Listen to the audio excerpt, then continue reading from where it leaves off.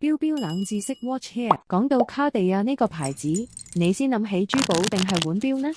今日帶你穿越時空，睇下卡地亞點樣一步步寫下百年腕錶傳奇。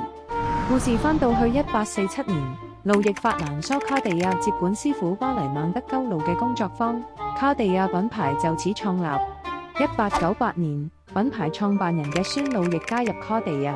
1904年，路易專門為飛行員好友山道士道蒙創作咗可佩戴喺手腕上嘅首款腕錶、飛行錶同方形錶，以皮革錶帶連接金屬錶殼嘅設計解放雙手，令飛行員喺空中駕駛時都可以隨時掌握時間。呢款 Santos 腕錶嘅誕生，開啟咗腕錶時代嘅序章，成為日後腕錶嘅模板。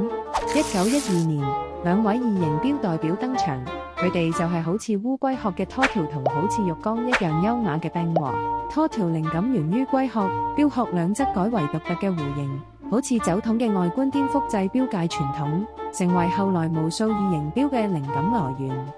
呢一年，卡地亞亦以玉缸橢圓外形為靈感，將優雅嘅法式美學融入腕錶。呢款錶後來喺1968年推出長橢圓版本，並於1973年命名為 Benoit。2023年更推出手鐲款式，一直延續經典魅力。1917年，一戰期間，路易用坦克虎嵌圖設計出經典嘅聽，極具 Art Deco 裝飾藝術風格嘅方形錶盤耳目一新，令戴安娜王妃、藝術家 Andy Warhol 都愛不釋手。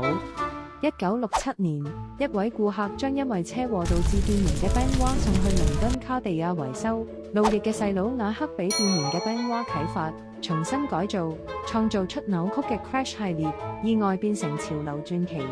1978年，卡地亞推出 Santos de Cartier 腕錶，錶鏈首次糅合黃金同精鋼設計。